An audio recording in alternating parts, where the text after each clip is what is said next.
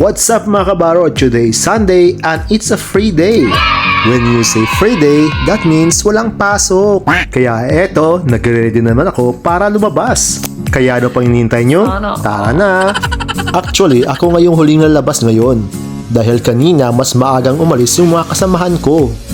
Umidlip pa kasi ako rin ng after lunch kaya hindi ako nakasapay sa kanila. Hindi ko pa nga alam kung saan ako pupunta ngayon. Bahala na kung saan ako dadalhin ng mga paa ko.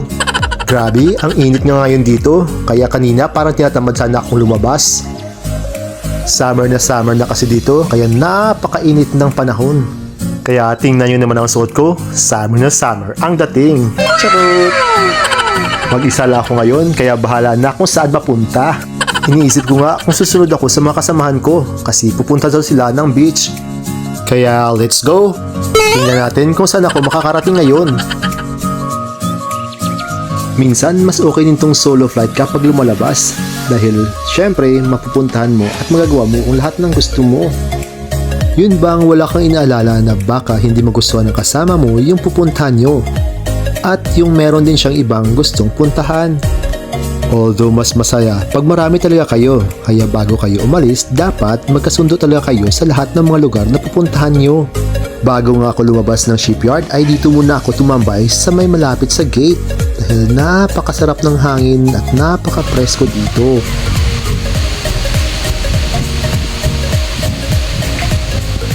O diba narinig yung lakas ng ihip ng hangin? Mula dito ay makikita mo din ang buong shipyard.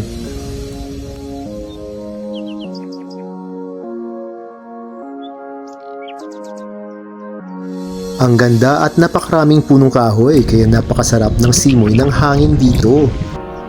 Makikita mo rin dito yung napakataas na flagpole nila kung saan nakawagayway ang bandera ng Espanya.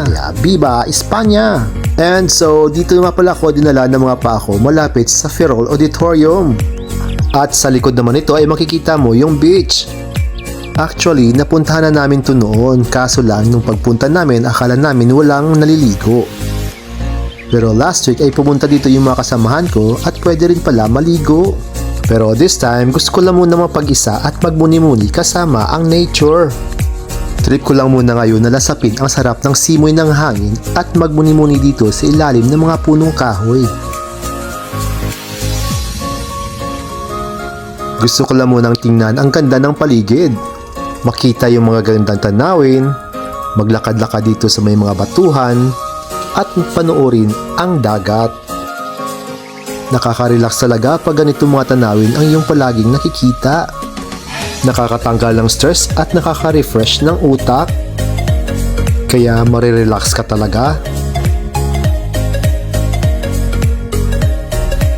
Tingnan nyo ang tubig, para ang sarap na rin magtampisaw dito. Meron yan din mga naliligo doon sa kabilang side. Pero dito sa side kung nasaan ako ay walang katao-tao dito. Maliban lang sa nag-iisang ibon na ito na gusto ring mapag-isa. Kaya yan, sulong-sulong naming dalawa yung ditong part ng beach.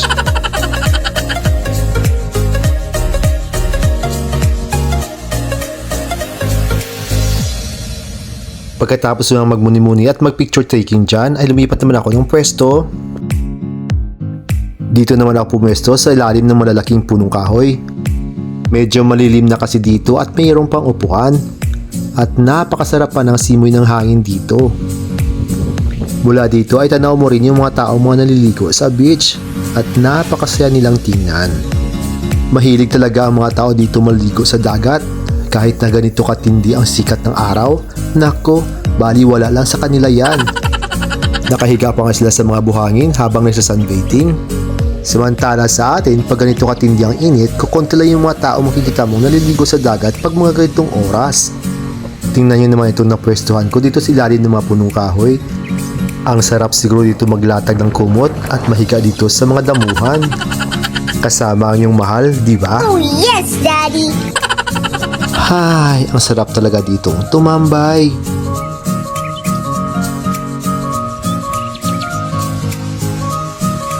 Pagkatapos mag-relax at magmuni-muni ay naisipan ko na rin bumalik sa barko. Mula dito ay maglalakad naman ako ng mga 40 minutes. Mag-alas 7 na rin ng gabi kaya uuwi na ako. At medyo malayo pa ang lalakarin ko. Kahit medyo malayo pa itong lalakarin ko, hindi mo rin ramdam ang init at pagod. Kasi nga malakas pa rin at malamig ang simoy ng hangin sa daan. Kaya yan, tingnan nyo, muntik na lang liparin yung sombrero ko. Hindi rin nakakatakot maglakad dito mag-isa dahil wala rin namang mga snatcher o mga hold-upper dito. Kaya safe na safe ka dito, kabaro. Sana. Kaya hanggang dito na lang muna. Salamat sa panonood. Hanggang sa muli nating paglalakbay. Kita kits!